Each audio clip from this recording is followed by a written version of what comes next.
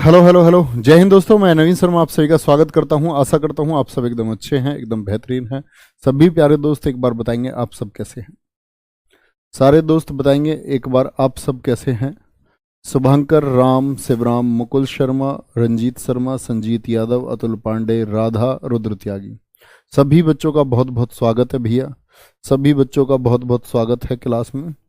और क्लास में कल हम पढ़ रहे थे द्वितीय आंग्ल मराठा युद्ध को। मैंने बताया था किस तरह ईस्ट इंडिया कंपनी मराठों के साथ मिलकर के उनसे लड़ रही थी, उनके झगड़े करवा रही थी। झगड़ा क्या था? पेशवा पद का। तो अंग्रेज रहते थे एक पक्ष में मराठे। जो मराठों में विद्रोह में पहुंच जाता था अंग्रेज उससे हाथ मिला लेते थे, बड़े चालू थे। तो होलकरों ने, मैंने बताया था ना कल, जब सन 1800 में क्या हो गई थी, नाना फडणवीस की मौत हो गई। तो नाना फडणवीस ने बड़े अच्छे से बांधे हुआ था मराठों को, है ना। लेकिन नाना फडणवीस की मौत के बाद क्या हुआ, सारे मराठे बट गए। जैसे मैंने बताया सिंधिया अलग हो गए, गायकवाड़ अलग हो गए। ऐसी इंदौर में कौन हुए? होलकर। ओके। तो होलकरों ने, जो बाजीराव द्वितीय थे उस समय गद्दी पर, उसको गद्दी से हटा करके किसको गद्दी पर बिठा दिया? विनायक राव को गद्दी पर बिठा दिया। नोट करेंगे, होलकरों ने बाजीराव द्वितीय को गद्दी से हटाकर विनायक राव को गद्दी पर बिठा दिया। तो बाजीराव द्वितीय गद्दी से हट गया। तो बाजीराव द्वितीय के ही पिता थे रघुनाथ राव। रघुनाथ राव भी गया था अंग्रेजों के पास, तो ये भी अंग्रेजों के पास गया मदद मांगने। बोला जी आप मेरी साथ साथ दो। ईस्ट इंडिया कंपनी के पास गया और 1802 में उनसे बसीन की संधि की। क्या करी उनसे? बसीन की संधि की कि मैं आपको बसीन क्षेत्र जो हमारे अधीन है 1739 वो आपको दे दूंगा। तो भैया बात क्या बनती है? अंततः युद्ध होता है। इस क्या होता है? युद्ध के बाद बाजीराव द्वितीय ही फाइनली आपका क्या बोलेंगे, विजयी होता है और राजापुर घाट की संधि अंत में होती है। ठीक है। ऐसे ही आपको एक छोटा सा की पॉइंट याद रखना है। तीसरा आंग्ल मराठा युद्ध कब से कब तक हुआ? 1817 से 1818 हुआ। पुणे की संधि 1818 में हुई। और यहां इन्होंने क्या किया? यहां अंग्रेजों ने क्या किया? कौन है इस समय गद्दी पर? मैंने क्या बोला? बाजीराव द्वितीय वापस से आ गए। ओके। तो बाजीराव द्वितीय आ गया तो 1818 में अब अंग्रेज फिर से भिड़ गए किससे? बाजीराव द्वितीय से ही। और क्या बोलते हैं इससे देखेंगे। पुणे की संधि हुई। इस युद्ध को खत्म होने के बाद 1818 में बोले पेशवा पद अब नहीं रहेगा, पेशवाई खत्म है। और ये जो व्यक्ति है बाजीराव द्वितीय, लिखना, पेशवा पद खत्म किया और बाजीराव द्वितीय को क्या बोलेंगे भैया? पेंशनर बना देंगे। और बाजीराव सेकंड को, बाजीराव सेकंड को बिठुर, बिठुर, बिठुर से मतलब क्या है? कानपुर। कानपुर, बिठुर, कानपुर भेज दिया। दक्षिण से उत्तर में भेज दिया। बोले दक्षिण में तुम रहोगे ही नहीं, उत्तर में जाके रहो। बाजीराव सेकंड को बिठुर पेंशन देकर भेज दिया। पेंशन देकर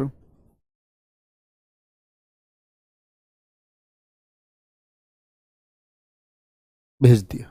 कोई दिक्कत भैया? कहां भेज देते हैं इनको? पेंशन दे करके भेजते हैं। और ये कौन व्यक्ति है? बाजीराव द्वितीय। और बाजीराव द्वितीय की फिर मौत हो जाएगी। ठीक है, तो याद रख लेना, जहां 1853 में बाजीराव सेकंड की मौत हो गई। बाजीराव सेकंड की मौत हो गई। पेंशन देकर के भेजा था। अब इनके अपना बेटा नहीं है बाजीराव द्वितीय के। बाजीराव द्वितीय के अपना बेटा नहीं था, लेकिन बाजीराव द्वितीय का गोद लिया हुआ बेटा है, का दत्तक पुत्र। दत्तक पुत्र कौन है इनका? धौंदू पंत। क्या बोलेंगे? धौंदू पंत। और धौंदू पंत जिसको हम इतिहास में किसके नाम से जानते हैं? नाना साहेब के नाम से जानते हैं। तो अब दरअसल में उत्तराधिकारी कौन हुआ? धौंदू पंत हुआ। तो जो पेंशन मिलनी चाहिए वो पेंशन किसको मिलनी चाहिए? क्या बोलेंगे? जो पेंशन मिलनी चाहिए एक कह रहा जी रिकॉर्डिंग क्लास है, बाल कटे हुए हैं। भैया मैंने बाल कटवा लिए मेरे दोस्त, कल से देखा नहीं है तुमने? चलो चलो चलो, बहुत शानदार। एक कह रहा जी आपने मराठा युद्ध जीडी में क्या बताया था, 1739 से 92। अरे यार हद होती है किसी चीज की। हम्म। मेरे मालिक, मेरे भगवान, किसी चीज की हद होती है। 1739 से 92, उसने युद्ध की, इतने लंबे युद्ध चलते होंगे कहीं? जरा सोचो तो सही, 39 से 92 कैसे लिख सकता हूँ? है। यहां बताओ भैया, तो क्या बोलेंगे? 1853 में बाजीराव सेकंड की मौत हो गई, इसका दत्तक पुत्र है धौंधू पंत। तो पेंशन किसको मिलनी चाहिए थी? धौंधू पंत को, जो उस समय कानपुर में है। ओके। लेकिन अंग्रेजों ने पेंशन भी बंद कर दी, और यही पेंशन बंद करने का कारण होगा कि 1857 के संघर्ष में ये भी भाग लेंगे। उधर झांसी की रानी, उनके भी तो दत्तक पुत्र होगा दामोदर राव, तो उनको अंग्रेज राज्य हड़प नीति के तहत डलहौजी हड़पना चाहेगा, तो वो भी 1857 के संघर्ष में भाग लेंगे। तो ऐसे 58 से 57 का संघर्ष फूटा। समझ पा रहे हैं थोड़ा बहुत? 1857 का जो संघर्ष हुआ, ये बहुत सारे लोगों की नाराजगी की वजह से हुआ, जिसका एकदम से कारण क्या होगा? जब बैरकपुर छावनी में एक कारतूस की खबर आ जाएगी, सुअर और गाय की चर्बी के कारतूस की। ओके, बहुत बढ़िया। चलो आगे आएंगे। एक कह रहा सेकंड आंग्ल मराठा युद्ध बता दो। अरे मेरे यार, सेकंड कल बता तो दिया, 1803 से 1806। बेटा कल की क्लास क्यों नहीं करी थी? हैं? जब पिछली क्लास नहीं करोगे तो अगली क्लास में क्या समझ में आ जाएगा? बताओ मुझे जरा। नहीं आएगा ना कुछ भी? खुद ही बताओ, क्या आ जाएगा कुछ भी समझ में? भैया जी बिल्कुल नहीं आएगा। बहुत बढ़िया।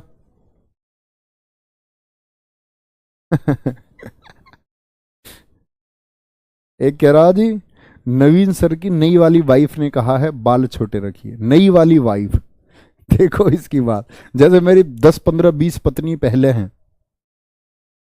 नई वाली वाइफ तो पुरानी वाइफ ने नहीं कहा था, नई वाइफ ने कह दिया जी। अरे यार, क्या बोलते हो? चलो आगे शुरू करेंगे। आज शुरू करते हैं हम बंगाल के नवाबों के बारे में। भैया मैं आपको क्रम से बताता जा रहा हूं अंग्रेजों की स्थिति। बंगाल के नवाब, क्या बोलोगे? बंगाल के नवाब हम पढ़ने वाले हैं। कहते नहीं तुझे नवाब बना दूंगा, खेलोगे कूदोगे, क्या बोलते हैं, बनोगे खराब। उल्टी कहावत है। पढ़ोगे लिखोगे तो बनोगे नवाब। तो नवाब बनाने की बात है। तो ये नवाब दरअसल में कौन है? ये बंगाल के नवाब थे। तो याद है मैंने आपको कर्नाटक में किस तरह अंग्रेजों ने चाल चली, है ना?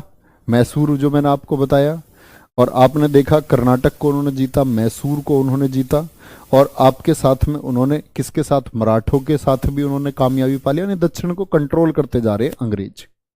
अब आती है बात बंगाल की, और बंगाल में जैसे जैसे अंग्रेज जीतेंगे तो अंग्रेजों का जो व्यापार चल रहा था ना, उस व्यापार से ये लोग ताकत की तरफ कन्वर्ट हो जाएंगे।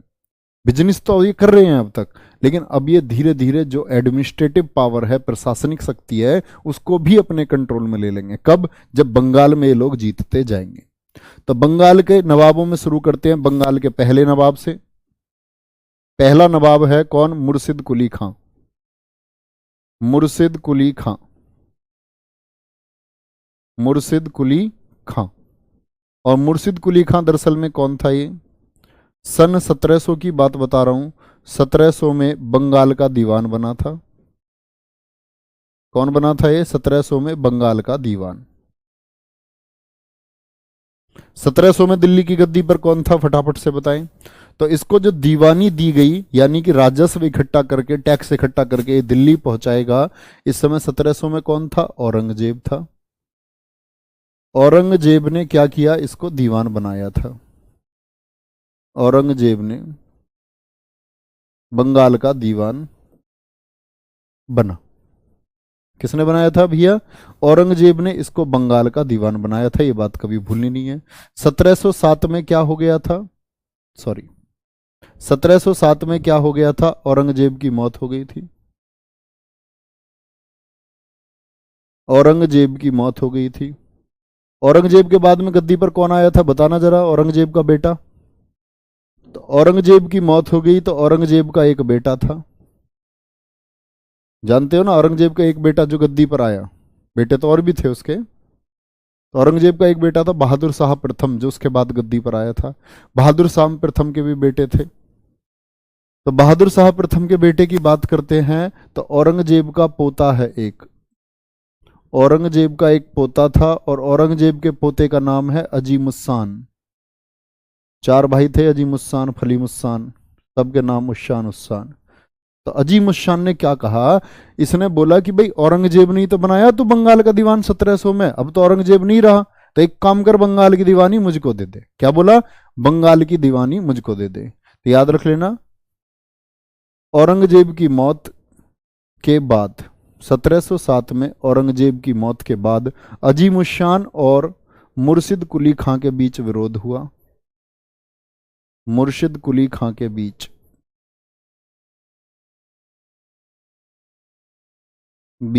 विरोध हुआ, और राजधानी हुआ करती थी उस समय बंगाल की ढाका। तो इस विरोध में मुर्शिद कुली खान ने इस बात को मानने से इनकार कर दिया, और इनकार कर दिया तो राजधानी अपनी अलग बना ली। और राजधानी कहाँ ले जाता है, 1707 में ही, याद रख लेना, मुर्शिद कुली खां, याद रखना, मुर्शिद कुली खां ने राजधानी ढाका से मकसूदाबाद, मकसूदाबाद, मकसूदाबाद, यानी पुराना नाम था मकसूदाबाद, और इसने इसका नाम भी बदला, मकसूदाबाद का नाम क्या कर लिया इसने, मुर्शिदाबाद। तो एग्जाम्स में हमेशा मुर्शिदाबाद आता है, मुर्शिदाबाद बना ली। राजधानी कहां बना लेता भैया, मुर्शिदाबाद, इसने अपनी राजधानी बना ली। और यही इसने क्या काम किया था, देखो, जो मुगल थे, ये सब लोग मुगलों के अधीन थे, तो सीधी सी बात है, जो टैक्स इकट्ठा करते थे, जो जमीन से टैक्स आता था, उस टैक्स को ये कहाँ भेजते थे, दिल्ली भेजते थे सभी लोग। और दिल्ली जब टैक्स जाता होगा, एक बात समझो, तो ये राजा जो टैक्स भेज रहा, यही मना कर दे तो टैक्स नहीं पहुंचेगा। तो इसने नजराने तो देता रहा, और ये वार्षिक कर भी देता रहा मुगल सम्राट को, मतलब हर साल टैक्स देता था। कौन, दिल्ली की गद्दी को, यानी जो मुगल सम्राट था उसको। ठीक है भैया, फिर ऐसे चलता रहता है आगे, 17 बहादुर शाह प्रथम का भी समय चला जाता है। 1717 में आ जाता है आपका कौन भैया, 1713 से 19 पर कौन था दिल्ली की गद्दी पर, फर्रुखसियर। याद है, इसने, फर्रुखसियर ने अंग्रेजों को क्या दस्तक जारी कर दिया था, सूरत, बंगाल, बिहार, उड़ीसा, जो मैंने बताया था। 1717 में फर्रुखसियर क्या कहता है,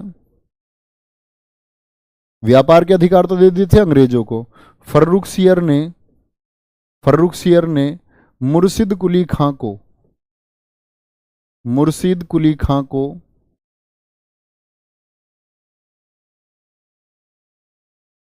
सूबेदार बनाया, बंगाल का सूबेदार है, सूबेदार बंगाल बनाया। क्या बोलता है इससे, अब आप बंगाल के सूबेदार बन जाएंगे। ठीक है, 1717 में, किसके समय, फर्रुखसियर ने बनाया था भैया, याद रखना, किसने, फर्रुखसियर ने। 1719 में इसने क्या किया, जो उड़ीसा की दीवानी थी वो भी प्राप्त कर ली, उड़ीसा को बंगाल में मिला लिया, किसने, मुर्शिद कुली खां ने। इसकी दीवानी भी लेकर इसको भी प्राप्त कर लिया। ये भी किसके टाइम पर, फर्रुखसियर के टाइम पर, क्योंकि फर्रुखसियर कब से कब तक था, 1713 से लेकर के 1719 तक। ठीक है, बहुत बढ़िया, बहुत शानदार, वेरी गुड।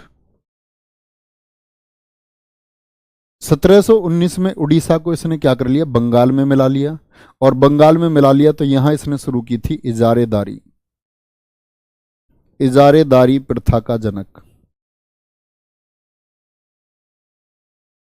कौन है, इजारेदारी प्रथा का जनक, मुर्शिद कुली खां। मुर्शिद कुली खां को ही पढ़ रहे हैं हम। तो आप लोग कहेंगे जी इजारेदारी प्रथा दरअसल में भैया जी क्या हुआ करती थी। इजारेदारी प्रथा की अगर मैं बात करता हूं आप लोगों से, इजारेदारी प्रथा की अगर मैं बात करता हूं आप लोगों से भैया, तो इजारेदारी प्रथा में क्या होता था, बोली लगती थी जमीन की, ठीक है। जमींदार क्या लगाते थे, बोली। हाँ भाई आप कितने रुपए दोगे साल के टैक्स के, बाबूजी मैं 5 रुपए दूंगा। हाँ भाई तू बता, 6 रुपए, ऐसा बोली लगती है ना। तो इजारेदारी प्रथा यही थी, जो ज्यादा ऊंची बोली लगाता था उसको जमीन का एक पट्टा मिलता था। तो पट्टे पर जमीन को मिलना, इसको हम बोलते हैं इजारीदारी प्रथा।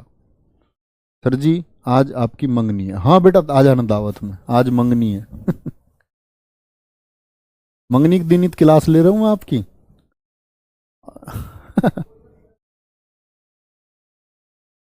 शादी पे छुट्टी नहीं लेने दो मुझे, ठीक ठाक छुट्टी लेंगे जब मेरी शादी होएगी ना, कम से कम 1-2 महीने की। ठीक है आगे आओ, क्या बोलोगे। 1719 में उड़ीसा को बंगाल में मिला लिया और इजारेदारी प्रथा को शुरू कर दिया। ये सब किसने किया था, मुर्शिद कुली खान ने। दूसरा कौन है, सुजाउद्दीन। बंगाल का दूसरा नवाब लिखो भैया, सुजाउद्दीन। पूरा नाम था सुजाउद्दीन मोहम्मद खान, सुजाउद्दीन मोहम्मद खान। और ये कब से कब तक रहा, 1727 से लेकर के 39 तक। मैंने उसका कार्यकाल बताया था आपको, 1700 से 1727 नहीं बताया था, sorry sorry sorry, really sorry. इसका कार्यकाल लिख लेना भैया, 1700 से लेकर के 1727 तक, 1700 से लेकर के 1727 तक, जिसमें मैंने आपको बताया 1700 में क्या कर दिया इसने, 1700 में तो ये बना क्या, नियुक्त किया गया।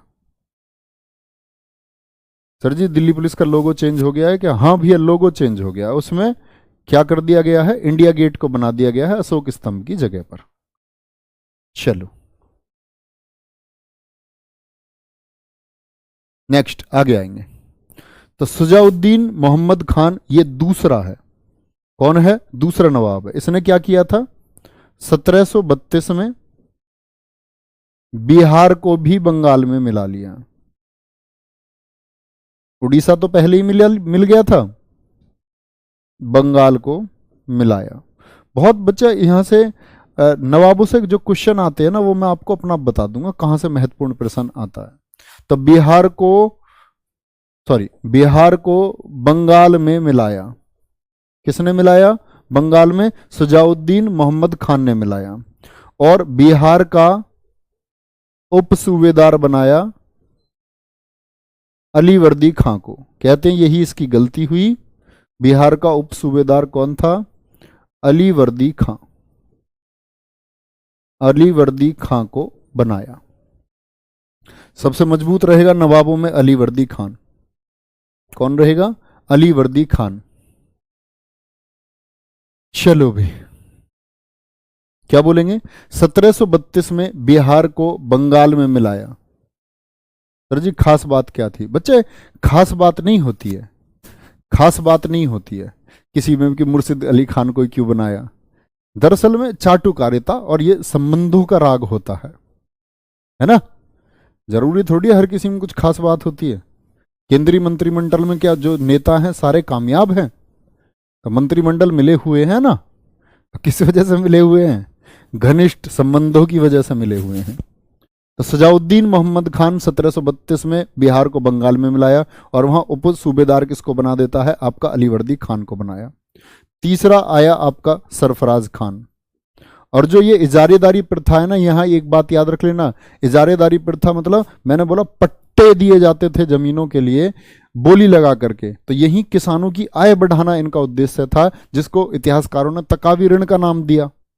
कि तकावी ऋण किसने प्रदान किया था, बंगाल के किस नवाब ने तकावी ऋण प्रदान किया, तो मुर्शिद कुली खान ने प्रदान किया तकावी ऋण। ओके, तो यहां बात आती है तीसरा सरफराज खान। सरफराज खान, सरफराज खान 1739 से लेकर के 1740, इसी को हम हैदर हैदर क्या बोलते हैं, हैदर जंग के नाम से जानते हैं। हैदर जंग किसको कहा जाता है, लिख लेना, हैदर जंग उपाधि सरफराज खान की है। लेकिन 1740 में क्या हुआ, यहां गिरिया का युद्ध हो गया। गिरिया का युद्ध, गिरिया का युद्ध कैसे हुआ, अलीवर्दी खान था बिहार में उप सूबेदार, लेकिन ये अलीवर्दी खां के अंदर मनसा आ जाती है किस बात की कि भाई बंगाल की गद्दी पर तुझे होना चाहिए, वास्तविक शासक तू है। वास्तविक कैसे, मतलब शक्तियों में खुद को ये श्रेष्ठ समझता था। तो गिरिया के युद्ध में कौन कौन आ गया सरफराज खान के विरोध में? 1740 में हुआ तो अलीवर्दी आया। और उस समय बंगाल का सबसे रईस आदमी कौन था? अलीवर्दी खां। अलीवर्दी खां का साथ दिया किसने? आपका जगत सेठ ने। उस समय के बंगाल का बड़ा बैंकर मानो इसको। ये ऐसे बंगाल के नवाबों में ये बीच में छेड़ाखानी करता रहता था, पैसे का इन्फ्लुएंस इसका ज्यादा था। जगत सेठ और हाजी अहमद, ये दो व्यक्ति हैं जिन्होंने षड्यंत्र रख करके मदद की थी सबसे ज्यादा अलीवर्दी खां की। तो अलीवर्दी खां फिर गद्दी पर आ जाता है। चौथा नवाब कौन हुआ आपका? अलीवर्दी खां। सबसे योग्य आप नवाब बोल सकते हैं अलीवर्दी खां को। 1740 से 56 तक रहा अलीवर्दी खां। जो मुगल शासन को भेंट जाती थी ना, अब आप सोच सकते हैं जी 1740 में कौन होगा मुगल शासक? रंगीला। कौन था? रंगीला होता था। बुलाएंगे बेटा, विवेक सिंह दावत में बुलाएंगे, मेरे दोस्त मेरे टाइगर जरूर बुलाएंगे। अलीवर्दी खां। तो बंगाल के नवाब जो थे ये सारे के सारे मुगलों को क्या भेजते थे? पैसा भेजते थे। क्या भेजते थे? पैसा भेजते थे। एक कह रहा सर जी मंगनी क्या होती है? अब यार भाई कहाँ कहाँ से आए हो तुम, लहटू से हैं, टेढ़ी टेढ़ी शकलों के। अलीवर्दी खां 1740 से 56 तक ये रंगीला के टाइम में था, ठीक है। रंगीला को 2 करोड़ रुपए देकर, मुंह पर मारे रंगीला के, मुंह पर नहीं मतलब दिए, 2 करोड़ रुपए देकर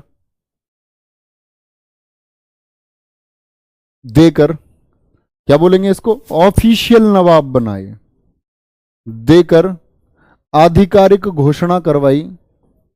क्या करवाई? एक आका डंडा ज्यादा हो गया। आधिकारिक घोषणा करवाई,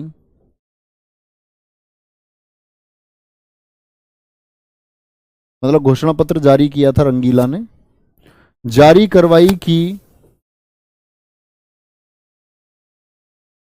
मैं वास्तविक नवाब हूं।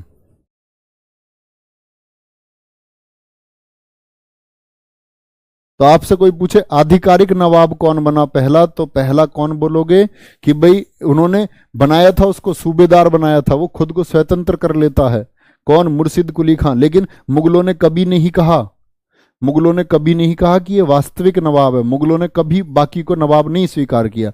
किसको नवाब स्वीकार किया? सबसे पहले अलीवर्दी खां को। और किसके चलते हुए? पैसे के चलते हुए, क्योंकि इसने 2 करोड़ रुपए दे दिए। लेकिन अगले 16 सालों में इसने मुगलों को नजराना नहीं भेजा, गिफ्ट नहीं भेजे, जो आपका एनुअल टैक्स होता था, वार्षिक कर नहीं भेजा। तो वो कौन सा नवाब था जिसने मुगलों को नजराना देना बंद कर दिया, गिफ्ट देना बंद कर दिया? तो वो कौन है? वो अलीवर्दी खां। लिख लेना, इसने मुगलों को भेजे जाने वाले नजराने, गिफ्ट्स जाते थे, टैक्स जाता था, मुगलों को नजराना बंद कर दिया। जो आपका एनुअल टैक्स जाता था, कर को भी इसने बंद कर दिया। किसके द्वारा किया गया? अलीवर्दी खान के द्वारा किया गया। लेकिन इस अलीवर्दी खान ने क्या फेस किया था? इसके समय पर मराठों ने युद्ध किया। मराठे आ गए इधर कूच करने, क्योंकि अभी देखो 1761 मराठे कब कमजोर हुए? पानीपत के तीसरे युद्ध से। यानी पानीपत का तीसरा युद्ध अभी हुआ नहीं है, मराठे बहुत मजबूत है, बहुत गति से फैल रहे हैं। इसके समय मराठों का आक्रमण हुआ, रघुजी भोसले ने किया था। इसके समय मराठों का आक्रमण हुआ, और जो ये मराठों का आक्रमण इसके समय पर हुआ तो ये बड़ा कमजोर साबित हुआ इसमें। और इसने क्या काम करा? उड़ीसा मराठों को दे दिया, और संधि की थी रघुजी भोसले से, उड़ीसा मराठों को दे दिया। जो उड़ीसा किसने मिलाया था 1719 में? 1719 में उड़ीसा किसने मिलाया था? मुर्शिद कुली खान ने मिलाया था बंगाल में। तो ये उड़ीसा को किसे दे देता है? मराठों को दे देता है, और मराठों से संधि करता है। क्या? मराठों से संधि करके उड़ीसा मराठों को दिया, संधि की उनसे, और संधि में क्या बोलता है उनसे? संधि में बोलता है 12 लाख रुपए। क्या बोलता है? 12 लाख रुपए वार्षिक चौथ आपको भेजता रहूंगा मैं। 12 लाख रुपए वार्षिक चौथ मैं आपको भेजता रहूंगा। ठीक है। और उड़ीसा दे दिया। किससे की थी ये संधि इसने? रघुजी भोसले। रघुजी भोसले से ये संधि इसने की थी। कोई दिक्कत भैया? रघुजी भोसले से। अब बात आती है जो अलीवर्दी खान है, इसका बेटा था या नहीं था? अब अलीवर्दी खान का दरअसल में बेटा नहीं था। क्या लिखेंगे? इसके भैया कोई बेटा नहीं था। अरे यार बोर्ड नहीं चल रहा है। अलीवर्दी खान के लिखना भैया, क्या बोलूंगा मैं? कोई बेटा नहीं था, कोई पुत्र नहीं था। तो पुत्र नहीं था तो पुत्री थी? हां। कोई पुत्र नहीं था तो अपनी छोटी बेटी, जिससे प्रेम करता था, अपनी छोटी बेटी के पुत्र। ब्लड रिलेशन पढ़ते हो ना, तो बताओ सिराजुद्दौला क्या लगा? अलीवर्दी खां का सिराजुद्दौला क्या लगेगा फिर? अपनी छोटी बेटी के पुत्र सिराजुद्दौला को बंगाल का नवाब घोषित किया। बंगाल का नवाब घोषित किया। तो सीधी सी बात है, क्या एक ही बेटी थी? और भी बेटी थी। घसीटी बेगम भी इसी की बेटी थी एक। तो दूसरी जो बेटी है वो तो चिढ़ जाएगी ना कि मेरा बेटा क्यों नहीं बनाया। समझते हो? रिश्तेदारी वाला मैटर है। चलो, हाँ, वंशानुगत होते थे अलीवर्दी खां के टाइम से। यहां देखो, कोई पुत्र नहीं था, अपनी छोटी बेटी के पुत्र सिराजुद्दौला को बंगाल का नवाब घोषित किया। तो अब गद्दी पर कौन आ जाता है? गद्दी पर कौन आएगा आपका? सिराजुद्दौला। तो याद रख लेना, अलीवर्दी खां का एक स्टेटमेंट है। अलीवर्दी खां का कथन था एक। क्या कथन था? उसका कथन था कि जो ये यूरोपीय हैं, यूरोपियों को उसने किससे तुलना की थी? मधुमक्खी से। यानी अंग्रेजों की तुलना किससे की थी उसने? मधुमक्खी से।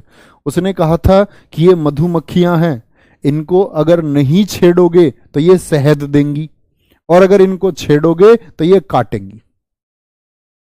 है ना? तो ये किसका कथन था?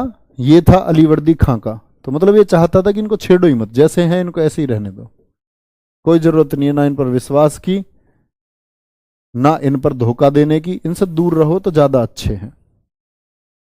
फिर कौन आ जाता है भैया? मैंने क्या बोला? इसका क्या लगेगा? देवता लगेगा। बहुत बढ़िया, नाना बता रहे हैं। मैंने पूछा था सिराजुद्दौला क्या लगेगा? अब तुम्हारा ब्लड रिलेशन जो है वो खराब है। अरे जो पहले आता उसी को तो बताओगे सिराजुद्दौला नाना कैसे लग जाएगा? सिराजुद्दौला तो दोहिता लगेगा। क्या बोलते हैं? दोहिता, देवता जिसको हम बोलते हैं। पगलुओ। तो अलीवर्दी क्या होता है? अलीवर्दी के बाद में फिर आता है आपका सिराजुद्दौला। नेक्स्ट कौन है? सिराजुद्दौला। 1 वर्ष के लिए सिराजुद्दौला 1756 से लेकर के 1757 तक। ठीक है। मैंने क्या बताया? तो इसका विरोध किसने किया होगा? इसकी मौसी ने। इसकी मौसी कौन थी? घसीटी बेगम। घसीटी बेगम चाहती थी सिराजुद्दौला ही क्यों, वो तो छोटी लड़की का है। बड़ी बहन थी उसकी घसीटी बेगम। घसीटी बेगम इसका विरोध करती है। सिराजुद्दौला जब गद्दी पर बैठा था तो सिराजुद्दौला का विरोध किस किसने किया था? घसीटी बेगम ने बहुत सारे लोग अपने साथ मिला लिए। तो जो विरोध किया इसने, प्रमुख किसका नाम आता? घसीटी बेगम। मौसी थी इसकी। बूढ़ी औरत चाहती थी इसका बेटा बैठना चाहिए, लेकिन क्या अलीवर्दी खान ने सिराजुद्दौला को तय किया था। मीर जाफर भी इनके विरोध में शामिल था। राय दुर्लभ, ये उस समय के प्रभावशाली लोग थे बंगाल के। जगत सेठ था। जगत सेठ, अमीचंद था, अमीचंद सराय, अमीचंद, ये लोग शामिल हो गए। और कौन था? शौकतगंज। ये शौकतगंज ही है किसका बेटा? घसीटी बेगम का बेटा, घसीटी बेगम का पुत्र शौकत अली, शौकत अली के नाम से भी जानते हैं। अशरफ अली, अशरफ अली, अशरफ अली।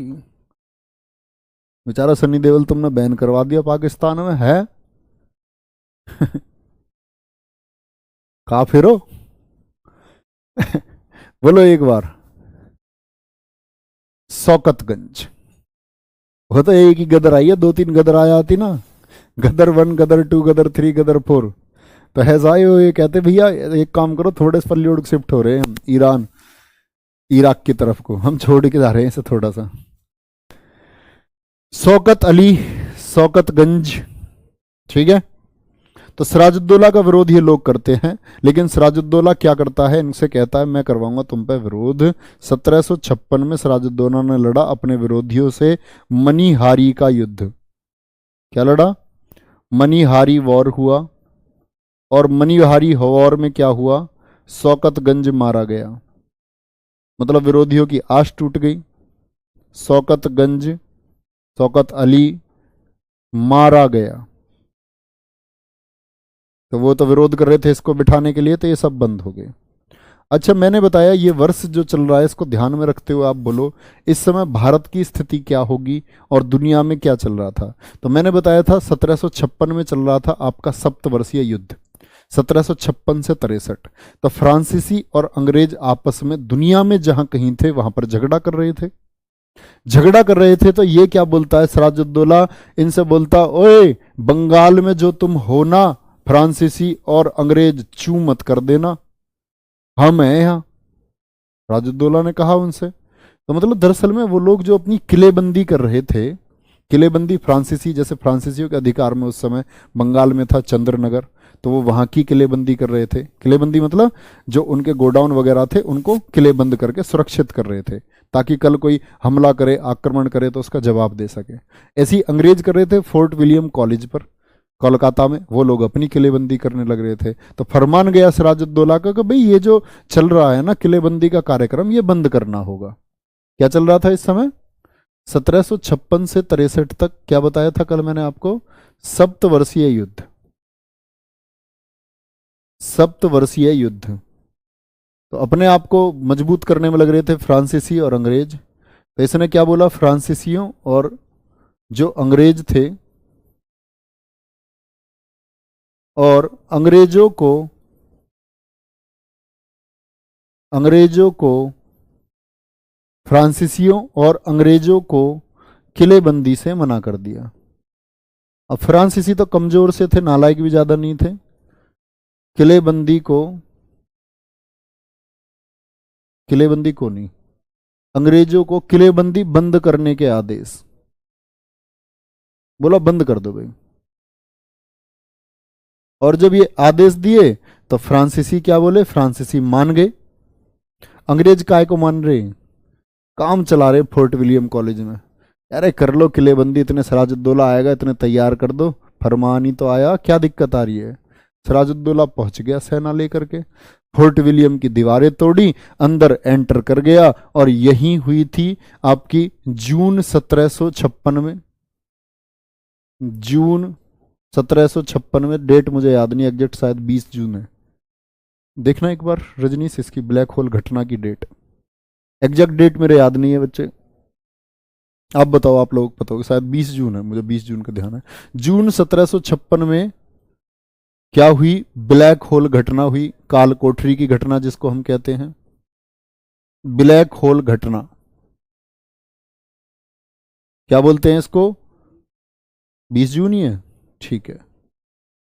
काल कोठरी की घटना 20 जून ही है भैया, कोई दिक्कत नहीं। 20 जून 1756 को काल कोठरी की घटना हुई। और इस काल कोठरी की घटना में क्या हुआ? सिराजुद्दौला पहुंच गया फोर्ट विलियम कॉलेज, और फोर्ट विलियम कॉलेज में जो अंग्रेज यहां काम कर रहे थे दाब लिया इनको, और एक कोठरी में बंद कर दिया। 18 बाई 14 फुट की कोठरी थी, 146 लोग बंद कर दिए। 146 लोग क्या कर दिए, बंद कर दिए, और 146 लोग पूरी रात बंद रहे, सुबह तक 23 कितने बचे, 23 जिंदा बचे। सुबह तक कितने, 123 मर गए। कम जगह में ज्यादा लोग ठूस दिए। कुछ इतिहासकार इस बात को मना करते हैं, बहुत सारे भारत के इतिहासकारों ने लिखा है कि 61 लोग थे, 29 मारे गए। किसी ने बोला जी 105 लोग थे, उसमें से 40 मारे गए। सिराजुद्दौला पर आरोप लगाने की कोशिश की गई। बहुत से मतलब इतिहासकार आज भी लिखते हैं इस घटना के बारे में। लेकिन इसी घटना में आप देखोगे, इसी में एक बंदी था होलवेल, जो बंगाल का गवर्नर भी बनेगा आगे चल करके, तो वो मैं आपको तब बताऊंगा। उसने इसका जिक्र किया है, हॉलवेल। ये कह रहा होगा भैया बच गया, आज तो बंगाल का गवर्नर बनने का उसका चांस आएगा। ठीक है, तो 1756 में ब्लैक होल घटना हो गई। किसके समय पर, सिराजुद्दौला के समय पर हो गई भैया। तो अंग्रेजों को बड़ा झटका लगा इससे। अंग्रेजों ने बोला भाई सिराजुद्दौला के खिलाफ लड़ना होगा। तो यहीं फिर लड़ा गया था आपका प्लासी का युद्ध। क्या बोलोगे, प्लासी कहां पड़ता है, बंगाल में। प्लासी का युद्ध कब लड़ा गया, प्लासी का युद्ध 23 जून 1757 को लड़ा गया। कौन कौन लोग हैं इसमें देखेंगे ध्यान से। तो एक तरफ तो सिराजुद्दौला है भैया, एक तरफ कौन है आपका, सिराजुद्दौला, और दूसरी तरफ कौन था आपका, अंग्रेजों की तरफ से क्लाइव, ईस्ट इंडिया कंपनी की तरफ से। तो ये सिराजुद्दौला क्या करता है, सिराजुद्दौला का सेनापति भी है इसी युद्ध में मीर जाफर, क्लाइव का गीदड़ जो है। कौन है सेनापति, मीर जाफर। इसको बोलते हैं क्लाइव का गीदड़, क्यों, क्योंकि इसने क्लाइव से क्या कर ली थी, संधि कर ली थी। अब सिराजुद्दौला को क्या पता था, अपनी सेना लेकर के पहुंच गए, मजबूत सेना। उस समय सेनापति तो मीर जाफर का कंट्रोल ज्यादा था सेना पर। ऐसे युद्ध लड़ रहे हैं, मीर जाफर से कह रहे चलो भैया आगे चल युद्ध में। मीर जाफर डिग ही नहीं रहा, अपनी जगह पर खड़ा है। मीर जाफर हिला भी नहीं। कौन जीतता, तो इसमें ही नाम आता है, इस प्लासी के युद्ध में सबसे बड़ा नाम आता है एक सिराजुद्दौला का खास आदमी और था, मीर मदान। बहुत बेहतरीन तरीके से ये लोग लड़ रहे थे। तो मीर मदान की मौत हो गई, तो उसके बाद में सिराजुद्दौला को भागना पड़ा था। सिराजुद्दौला ने सोचा बेटा मीर जाफर तो डिग नहीं रहा है। वो समझ गया कि मीर जाफर मिल चुका है क्लाइव से, क्लाइव का गिदड़ा बन चुका है। तो मीर मदान की मौत होते ही फिर सिराजुद्दौला भागा। सिराजुद्दौला जब युद्ध स्थल से भाग रहा था तो पीछे पीछे भागा मीर जाफर का बेटा, और भागते भागते के तलवार घुसा दी सिराजुद्दौला के। सिराजुद्दौला मर गया। तो प्लासी के युद्ध में जीत किसकी हुई थी भैया, क्लाइव की। क्यों, किसकी वजह से हुई थी जीत, हुई थी मीर जाफर की गद्दारी की वजह से। किसकी वजह से, मीर जाफर की गद्दारी की वजह से। और बच्चे अंग्रेजों की तो ये सोचो बल्ले बल्ले हो गई। कहते हैं सिराजुद्दौला के शासन का अंत ही ईस्ट इंडिया कंपनी के शासन की शुरुआत थी। क्या बात समझे, सिराजुद्दौला का अंत अंग्रेजों के शासन की शुरुआत था, और प्लासी की लड़ाई ये अंग्रेजों के शासन की शुरुआत मानी जाती है। बक्सर के युद्ध से फाइनली तैयार हो गए, लेकिन शुरुआत किससे की, अंग्रेजी, क्या बोलेंगे, अंग्रेजी शासन की शुरुआत। कौन सा युद्ध माना जाता है, अभी तक व्यापार कर रहे थे, अब ये पॉलिटिकली एक्टिव हो जाएंगे।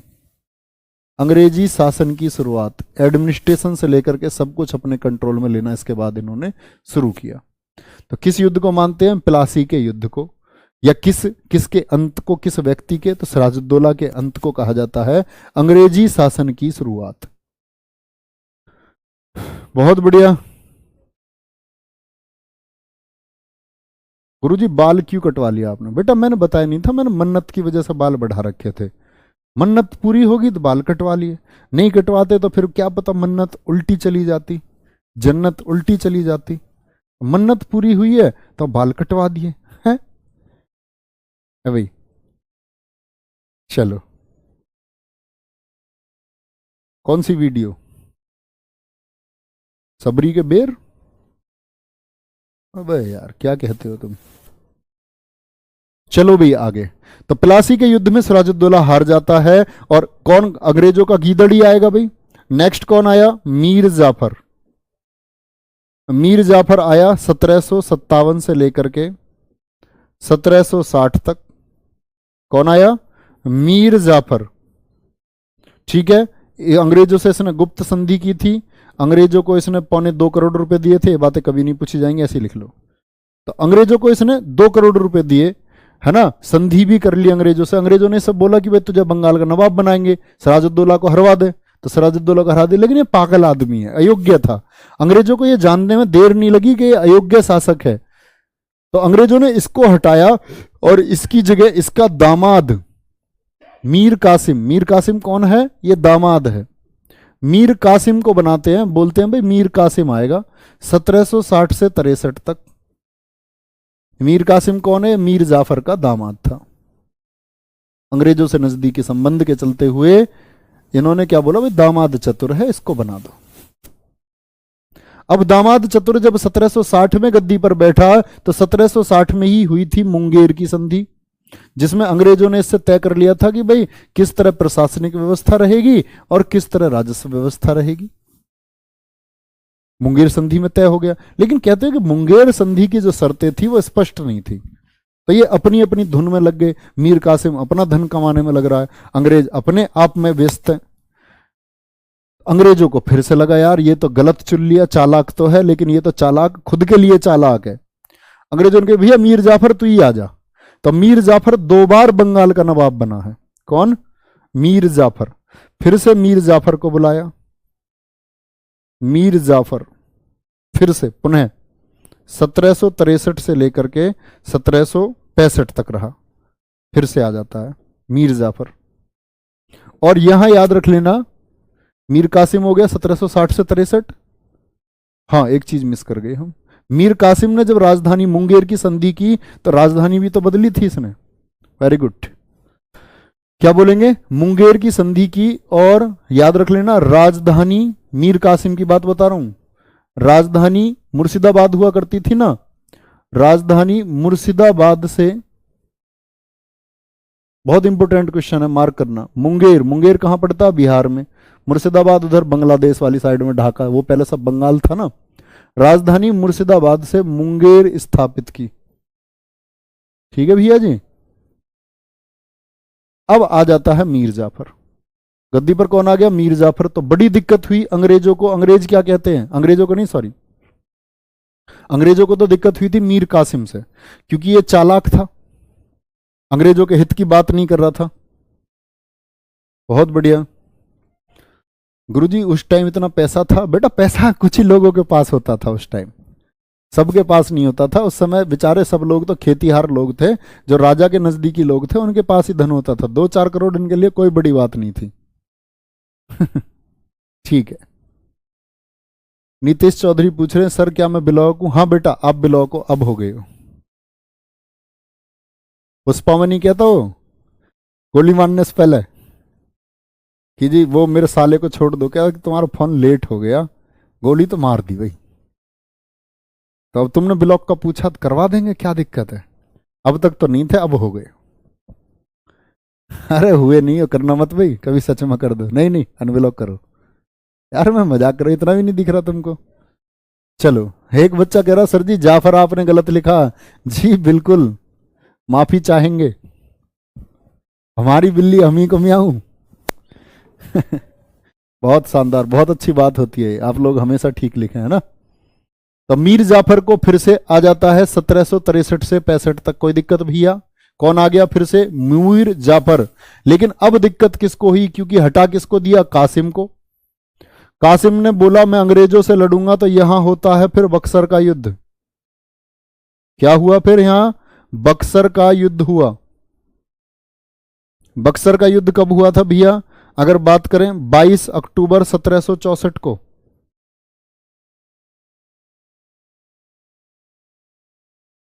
ये किसकी वजह से? क्योंकि अब मीर कासिम भड़क चुका है, क्योंकि उसको क्या हटा दिया उन्होंने? बंगाल के नवाब पद से हटा दिया।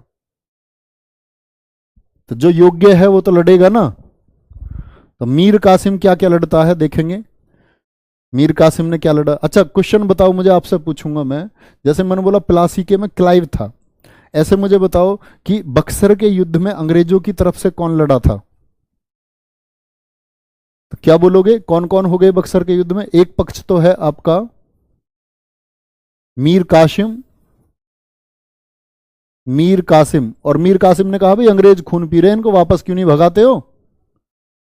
एक बुला लेता आपका सुजाउद्दौला को, सुजाउद्दौला को चढ़ा लेता, सुजाउद्दौला कहता अच्छा जी हम अंग्रेजों को भगा देंगे, हाँ क्यों नहीं यार, तुम अवध के नवाब हो, हम बंगाल के नवाब हैं।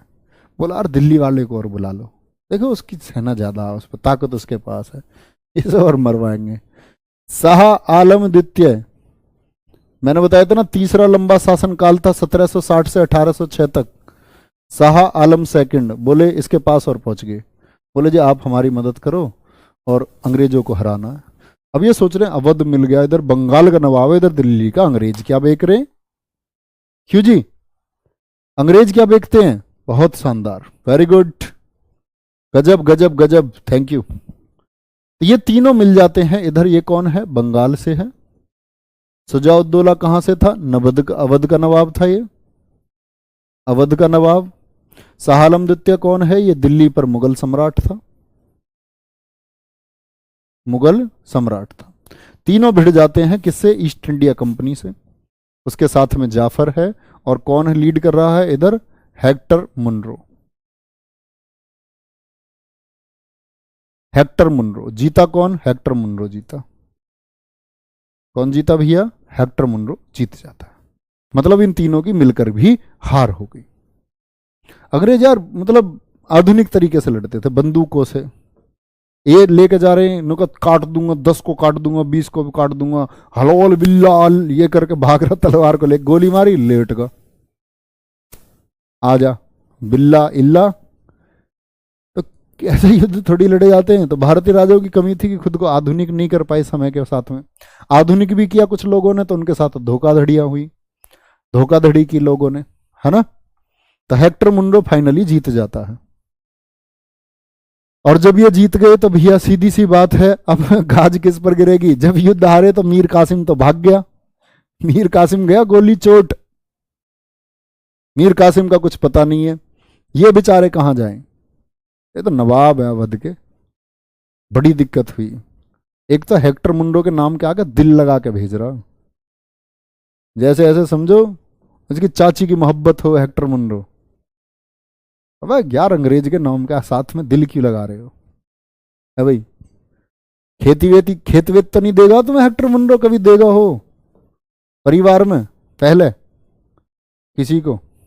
अब यार हर चीज के लिए सिखाने पड़ते हो पगलू से। यहां आओ सामने, क्या बोलेंगे। तो इसके बाद में हुई इलाहाबाद की संधियां। बक्सर युद्ध का परिणाम क्या है, इलाहाबाद की संधियां बहुत इंपॉर्टेंट है भारतीय इतिहास में। इलाहाबाद की संधियां किसके समय पर हुई, ये हुई है नजमुद्दौला के समय पर।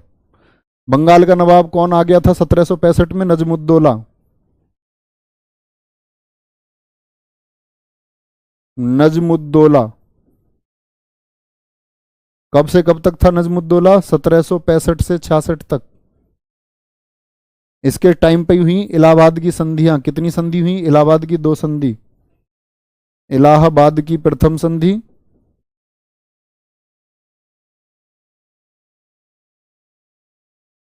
और इलाहाबाद की दूसरी संधि। बोलो भाई, बाद में क्या हुई, इलाहाबाद की दूसरी संधि। हाँ यार दिल लगा के भेज रहा, पता नहीं लड़का था या लड़की, मुझे दिल दिखे। इलाहाबाद की सेकंड संधि। 2 संधि हुई, पहली संधि हुई 12 अगस्त 1765 को, और दूसरी संधि हुई आपकी 16 अगस्त 1765 को। नजमुद्दौला के किसके दौरान हुई थी, बंगाल का नवाब कौन था जब, नजमुद्दौला था। तो पहली संधि जो हुई इस पर सिग्नेचर हुए एक तो क्लाइव के, किसके, क्लाइव के हस्ताक्षर हुए, और पकड़ा गया शाह आलम द्वितीय को। हाँ भाई तू भगाएगा हमें, है भाई मुगल शाह आलम द्वितीय, और तीसरा बंगाल के नवाब नजमुद्दौला के साइन है। इसने कही मुगल सम्राट ने, बाबूजी ना गलती है गई, अब ना है ने की है दोबारा से गलती, चलो, तो शाह आलम द्वितीय इन्होंने बोला ऐसा थोड़ी मानोगे। तो यहां क्या हुआ, क्लाइव ने, जो अंग्रेज हैं, अंग्रेजों को क्या मिला, बंगाल, बिहार, उड़ीसा की दीवानी छीन ली गई इनसे। ये मुगलों के अधीन थी ना पहले, जो मुगलों ने ही तो दी थी इनको, नवाबों को दीवानी अंग्रेजों को मिली, अंग्रेजों को मिली। शाह आलम से क्या बोला, शाह आलम को 26 लाख रुपए वार्षिक, एनुअली हर्जाना देना होगा। देता रहे भाई, अब वार्षिक हर्जाना देना होगा। ये सोच रहा है यार बेकार ही फंस गया मैं, ठीक है। और ऐसे समझो शाह आलम की गुद्दी पकड़ के सिग्नेचर करवा लिया। तो इतिहासकार कहते हैं कि इलाहाबाद की इस प्रथम संधि को करने में इतना समय लगा जितना समय लगता है एक गधे को खरीदने में, एक गधे को खरीदने में जितना समय लगता है। बहुत बढ़िया।